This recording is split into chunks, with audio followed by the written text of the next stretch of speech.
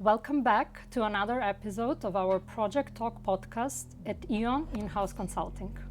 Today I'm sitting here with my colleague Nora, so welcome, happy to have you here. Well, thanks for having me. Can we maybe start by you telling us a little bit about yourself, who you are, what your role at E.ON In-House Consulting is, and what is the project that we'll be talking about today? Of course.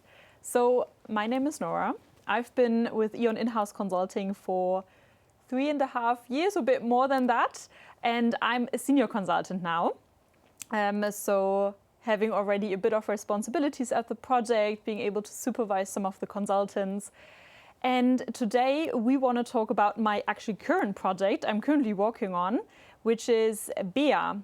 So in German it's called Besser anschließen, where we kind of standardize, digitize, automate the grid connection process for a whole bunch of different customers.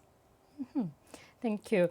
Can you maybe explain what is there to standardize and harmonize, and why is there a consultant needed? So basically, how would you describe your job to someone who has no idea what consulting is and what we do as consultants? Yes, that's a very nice question. So I'll walk you through the steps now, how this project eventually started, right? Because that is very important to understand at first. So if you imagine in Germany, we have a lot of changing, or the environment is changing a lot at the moment, especially in the grid connection process. So we've got a lot of customers who want to connect some of the pieces like photovoltaic, like wind, like the bigger industries, batteries. All these items want to be connected to the grid somehow. And now at E.ON, we have 9 different, we call them DSOs, right? So 9 different little companies, very located much in specific regions, like in Bavaria or here close to Essen in North Rhine-Westphalia. And each of these 9 different DSOs, they have right now a different process how they connect each of the different customers group to the grid, so that they actually have electricity and that the battery can work, and do its job. And obviously, if you think about such a big corporate, having very different processes, especially in a high pressure time where a lot of people want to have these connections, there might be some inefficiencies, right? And not so many synergies leveraged as one could do. So what we are doing now as a consultancy, as E.ON In-House Consulting, we were getting into this project. We have a very big project team with people from all over these 9 DSOs. And we looked at the current processes. So first we looked at what is the status quo? How does each unit do the process, the grid connection process, right? And then in the second phase, we looked at how can we now make it even better? So what is like the most common standard everyone can agree on? And obviously we don't want to agree on just something in the process, but we want to do the best. So obviously we checked for what is the best practice? What would be even better than what we are currently doing than the best practice? We took into consideration the customer, we took into consideration AI, and all the digitization standards that we have here at E.ON. And then in a third phase, so once we have designed this whole process for the different customer groups, then we come into the implementation mode. So we now as a consultancy really wrote down what are each steps and deliverables we need to take to get this process alive on the IT side, but also on the business side. And actually the project we are currently working on is really in the implementation mode. So we are working through these deliverables and making sure that this process will eventually come alive one day. Thank you. So this sounds like a very complex project, and also something that would require a lot of people, a lot of skills, and a lot of time.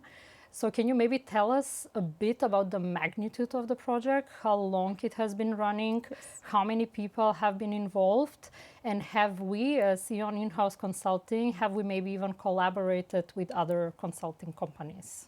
Yes. You got that quite right. It's a massive project we have at E.ON In-House-Consulting at the moment. And it's been running already for 2.5 years. Wow, so that's a lot. A really long time Yeah. already. And we are just wrapping it up, basically. And I would say from an E.ON In-House-Consulting perspective, we have or had roughly 5 to 7 people on the project staffed. So I would consider it already a bit of a larger team. Mm-hmm. And now coming to this 2.5 years again, I said earlier that we have these different customer groups, right? So we have the PV, we have our normal customers, but we also have the large industries or something like an electromobility park that is being built up. And roughly 9 months we spend on each of these customer groups to go through this whole cycle of defining and seeing the status quo, creating the best process, and then going into the implementation mode. And obviously, it's not finished after these 2.5 or nearly 3 years, but there's going to be still a long time where we will implement and efforts needed to be taken to get this whole process alive. Mm-hmm. Right. And since we are an in-house consultancy, of course, we are working mostly, not mostly, but for E.ON and with E.ON. And when it comes to like process standardization and harmonization projects, such as BEA that we are working on, that means we are also working with people from the E.ON local branches. So can you give us a rough estimate of how many people from E.ON we had contact with as a consultancy? Like yes. Rough approximate, like is it 3, is it 10, 100? Yes. So for this specific project I'm on now, we have worked with roughly 60 to 70 people. Mm-hmm. So I've never had that many stakeholders in a project before. That's intense. This is really a lot. Every stakeholder with different interests, with different ideas, with different philosophies of how to do business. Mm-hmm. And that was and is definitely the major challenge at Besser anschließen, the project, to get all of these stakeholders to eventually agree on that one thing, on that one process, how we want to do things. Yeah, thank you for clarifying on that. I think it's very interesting for our listeners to get a bit of a sense of scale, how big our projects are, but also how big E.ON is as a company. Yes. And I want to pull you a little bit back to something that you said before, because you mentioned IT and AI and basically addressing all of this for the future as well.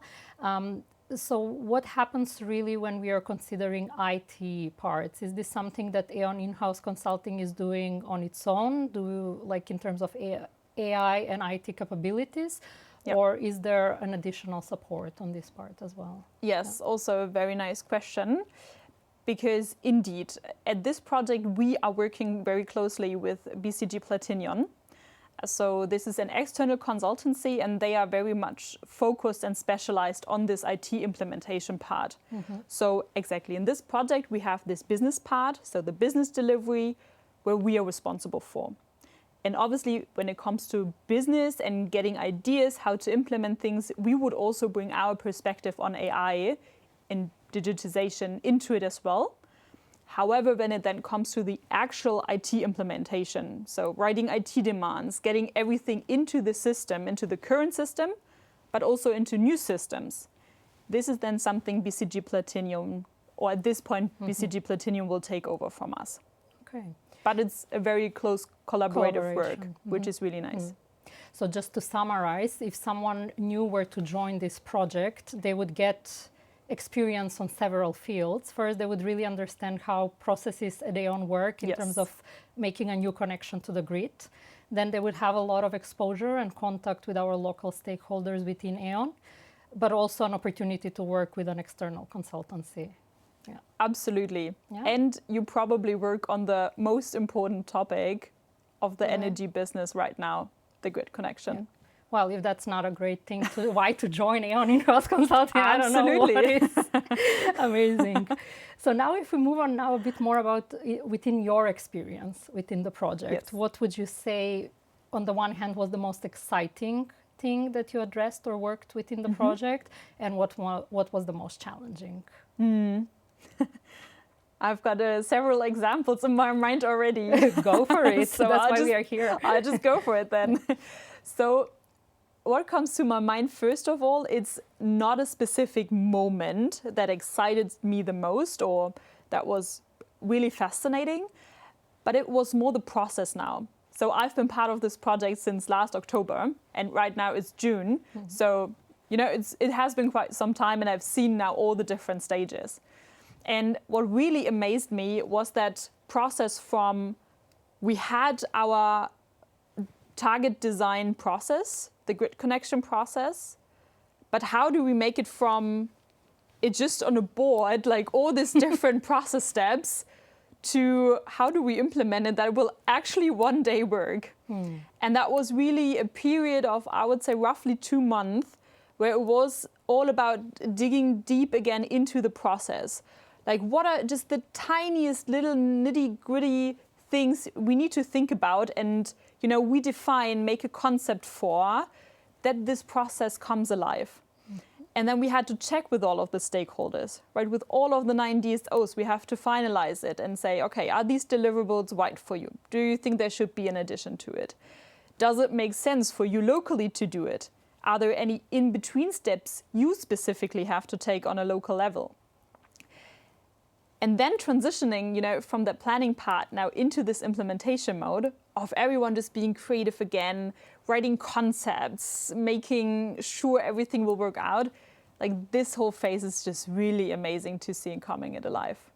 That's really rewarding also. Totally. It's like so amazing. You feel your impact on the spot. Yeah, absolutely. Yeah, that's amazing. On the other hand, though, this makes me think, like when you have so many stakeholders to align and so many points to go through and topics and nitty-gritty details, as you said, you also have like the possible danger that like you might get lost in all of this.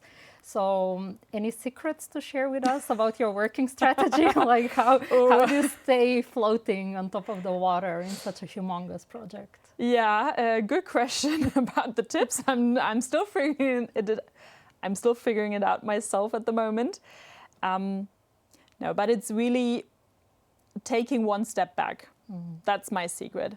It's, even if we had a working session that I'm moderating as a consultant at E.ON-Inhouse-Consulting, and we really are lost in all the details, then for me, it's my job, take a step back. Is that actually something important that we are discussing right now, or is it not? To give you maybe a concrete example, so I'm currently standardizing the contracts that are needed, obviously, to get that grid connection. Wow. And, you can imagine all these legal words. That's a tough call. German legal words and German bureaucracy. And, absolutely. It's a big hassle. Yeah. And, we have sessions where everyone is just really nitty-gritty looking at words and be like, no, let's find another words. Let's do that differently. Let's rewrite it. Even though we have discussed it in 5 different working sessions already. But then it's for me, as said, to step in and say, okay, come on. Is that really important now how this specific sentence is formulated for the customer? We can always make it even more customer appealing. But at one point we have to say a stop, right? Because there are different topics in this contract that we need to take a look on. So what I then typically do is, okay, let's park it. It's a good solution for now. If we have time later, let's come back at it and maybe then we can take a look at it again. But it's really on us as E.ON in-house consulting to find that right prioritization. For sure. I think this actually taps quite well into the core of what we do as consultants, and that's the point of impact. Yeah. Because you have to be very sharp and quick-minded on the spot to figure out whether the discussion that is happening in front of you will have an impact not only a week from now, but a year from now. Absolutely. So it's like really having this kind of like nose for like, should I allow them to discuss or should I just put a stop? Yes. Because you don't want to always interrupt them because that would just be rude. So it's like really fine-tuning and finding the balance between and sometimes they need to also discuss it to find actually the best solution. So it's a really, it's really tricky. Yeah. You really need a good gut feeling for that. For sure. Yeah. So you mentioned the word tricky. Was there any situation beyond, like maybe, like when to interrupt partners and when not, that you really thought within the framework of this project that it's going to be indeed tricky to complete or reach a consensus among all of the people? What was the trickiest or most challenging part of the work you addressed? Yeah, there were quite some tricky situations that we faced. But I would, definitely say, I mean, I'm not allowed to say now specifically because it's in the contracts, but there is one specific part of the contract where we wanted to make an addition. And that required obviously legal support as well. And to have not only my stakeholders from different houses, from different DSOs in there, but then also the legal advisors coming to us and telling us what to do and what not to do and what consequences that has and what not. And then also needing to write an internal guideline how this passage can be then applied. That was tricky. That was, I think, even the most trickiest thing we did so far. But you used DEET, so I assume you completed this, so congratulations. Exactly. Thank you. Yes, luckily, 2 weeks ago. E.ON sends their gratitude to you. Thank you. Thank you so much. Much appreciated. Yeah. So moving on now, I would say within team dynamics. We talked quite a bit about the project, but I think our listeners would be very much interested into how we are structured as E.ON in-house consulting within different projects and how every person perceives the team dynamic individually. So would you be willing to share a bit how the E.ON in-house consulting team was structured and what maybe you like the most about the team, and how could you see this, like, how do you see it differently compared to other teams that you've worked with? Yeah, absolutely. So first of all, the team is amazing. I really love working with this bunch of people because we all got such different backgrounds. So we've got technicians. I'm myself. I studied economics, and this just really is a nice mix, especially for that project. And how we are structured. So just imagine that we have 4 consultants, and each of these consultants is having one specific work package. So as we obviously are doing a process, each of them has a different process step which they are responsible for. And then we also have next to it some customer journey topics, as we call them, like how are the texts written and things like that. And then it's me as a senior consultant on the project, and we also have another senior consultant on the project. We are sort of supervising them as well, right? The consultants. So if they have any questions, they can come to us. We will figure it out with them together. But obviously, we also have our own work packages next to it, as I just elaborated with the contract group, right? And then we have 2 project managers and a principal and a director, which is then also quite a typical setup, even though having 2 project managers on a project is quite unique. But given the large scale and the impact magnitude that we have here, I think that's quite fair to have that. So then the usual kind of career track within E.ON in-house consulting would be consultant, senior consultant, project manager, principal, director, right? Correct, yes. And because you as a senior consultant are also supervising some of the consultants, that would be basically preparation for a senior consultant to migrate within a project manager role, or? Yeah, correctly. So obviously the more you transition on the more senior, also in that senior consultant role you become, the more it's expected from you to guide also the more junior colleagues on the project, to give them advice, to help them, to be there for them and also support them developing into their role as well. Yeah, and that makes a lot of fun. Yeah, makes a lot of fun. And it's also a great way to gather that experience and to slowly transition into the role and not just being all of a sudden thrown into a new role. No, so absolutely not. This is quite a nice way into how slowly one can transition into the next role. Definitely. At least for myself, I can just say transitioning from the consultant to the senior consultant role, I already did a senior consultant job a few months beforehand. So there was no big transition for me when it came to becoming the senior consultant, because I was already used to do that. Nice. Which was nice. That's great. Yeah. Amazing. So you already mentioned that there are quite a lot of different people on the project with different backgrounds and different skills, and that you quite enjoy, or that you quite like working with these people. But can you give us some specific examples of something that made it very pleasant to work with this team, be it during working hours or maybe even out of working hours, like team events or like team building events? Yeah, absolutely. So, I mean, just to start, we have a weekly check-in and a weekly check-out, and there's always, time to share what has happened in the weekend, or if someone was on vacation, to share what that person has experienced. And also, this is the time where we want to reflect on how each of us want to develop, what their personal goals are. So this is, not only a very fun part of the week, but it's also, really focusing on how to develop each other, right? And how we can support each other. So I think that's definitely the first thing I would mention here from the team experience. And yes, second thing is that we do team events regularly, so once a month. And we've already did so hilariously funny things together as a team, nice. Where laughter is definitely guaranteed. So this definitely brings you closer together as a team as well. But then I would say it's also mostly just, the in-between moments. It's everyone support each other at this project. So you can come to that person being it like, hey, do you have 2 minutes? I really have an urgent question. That person will help you for sure, no matter what. And this is what I really, really appreciate. Yeah, that's very special, and it really taps into proper, teamwork. Yes. Because eventually projects of this magnitude, there has to be like proper communication within the team and proper teamwork. Correct. Otherwise, kind of everything collapses, and then you have a disastrous domino effect.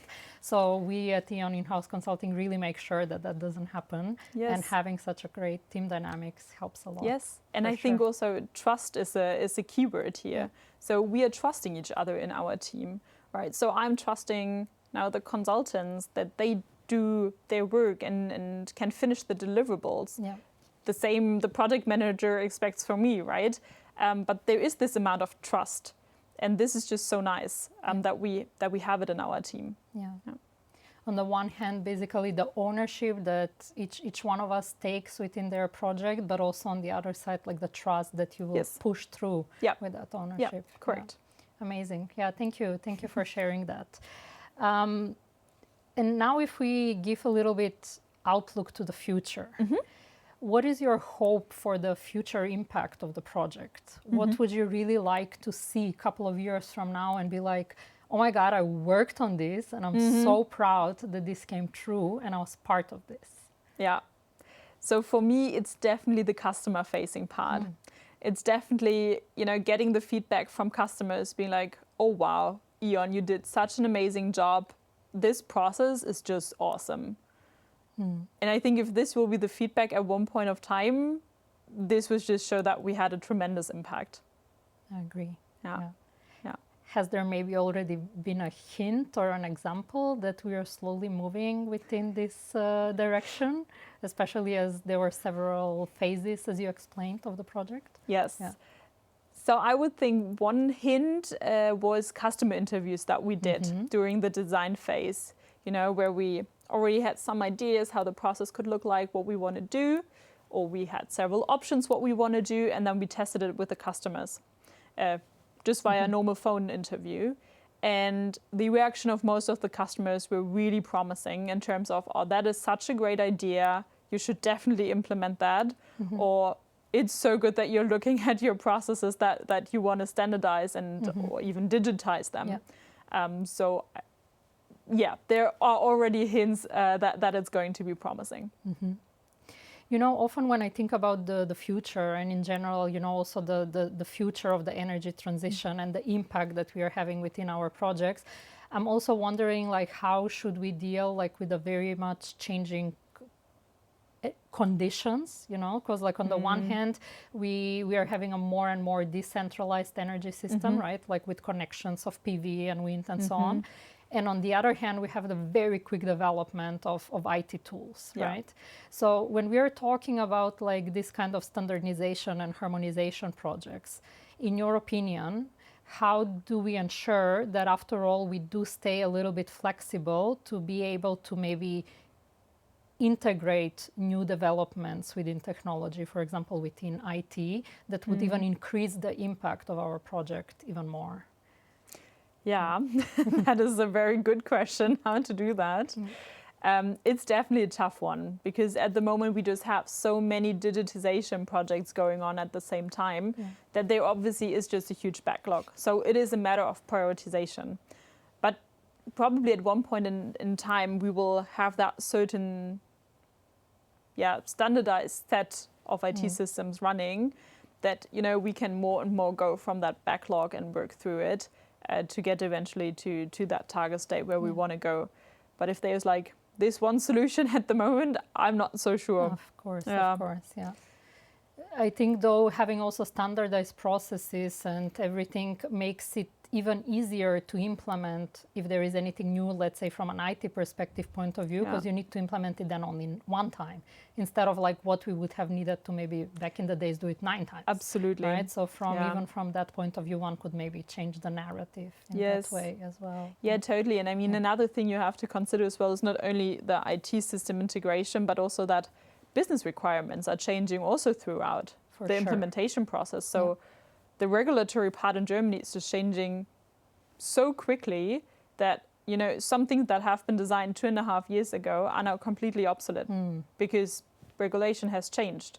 So this is also something you always have to keep up with in these type of processes, in this type of projects, right? So it's not only business requirements and also IT requirements. Yeah, it's amazing, right? How, in a way, how much also forward-looking you have to be as a consultant and to keep this in mind, right? Yes. It goes also a little bit back to what we were talking before about the details and everything, because sometimes you know that something will very likely change. Yeah. So does it even make sense to spend so much effort and time and people into the nitty-gritties if you know that, like, maybe in a couple of years, as you said, would become obsolete? Absolutely. Yeah. That's the tricky part. For sure. But also the fun part of being a consultant. The fun part. I like, you know, sometimes having this kind of like ambiguity and uncertainty because you're working on something really? New. Yes, I enjoy it. Okay. I enjoy it. You know, I have a scientific background and this sometimes feels also to me like being like an investigator or a scientist because you don't have everything laid out in front of you. That makes sense. Yeah, that makes sense, yeah. Yes. I'm a bit of the opposite, I would say. Yeah, but more figures, facts, you know, from the economic background. Sure, but we need people like that as well. And eventually you do need to have a business model and business perspective in everything, right? The balance sheet needs to play it back at you as well. But in the end, what I've already said, right? This is exactly what I like in our team combination, that it's such a diverse background because just really this brings so many skills together and everyone can just get their best skills into that pool of skills in the team. And then you get fantastic ideas out of it. And this is really needed. I think this is exactly why E.ON In-House Consulting also spends so much effort in recruiting very diverse type of people in terms of really like their educational and professional background, because you really do need such people. You know, the challenges that we have today are so multifaceted that like-minded people cannot solve them. You really need diverse set of ideas and people that bring structure, people that bring out-of-the-box thinking, all of them working together to make it work. Yeah, I think always the best example is our internal problem-solving sessions that we have at E.ON In-House Consulting. It's a very typical format that we have in our projects. And, you know, we bring in a problem and then everyone can have a fair share to share their opinion on it. And they're just really the best ideas are created. It's really fascinating. Even if that's not a problem that they're working on themselves, they could, because sometimes even that outside perspective of someone who has really no clue about that sometimes helps because it's really about that taking that step back, you know, maybe facing the problem from a different angle. So that really helps, every opinion. Right, and avoiding blind spots, right, when you're sometimes so deep into it. Yes. Yeah. Amazing. Nora, it has been amazing to talk to you today. I learned so much about the Besser anschließen project today. Any maybe final comments or words that you would like to share with the people that are watching? Anything that would encourage them to join E.ON in-house consulting? Yeah, please feel free to share. Yes, well, first of all, thanks for having me for this fantastic interview. It was really a great time. I can't even believe that time is already over. Yeah, it goes fast. Crazy, it goes by very fast. And yeah, some last words that I want to share. So E.ON in-house consulting for me is really about three things. It's first of all about the people, right? It's as I said, it's about the team, the spirit that we have. Secondly, it's about development. So you are encouraged to develop and you are guided through that process. And thirdly, as you can see on the project I'm currently working on, it's about creating impact. And it's creating a huge, huge impact on the most important topics we're currently working on. Thank you so much. Thank you. With that, I have nothing to add. Those are amazing goodbye words. So to all of our listeners, thank you for your attention. And please stay tuned for our follow-up episodes as well. Have a nice day and bye.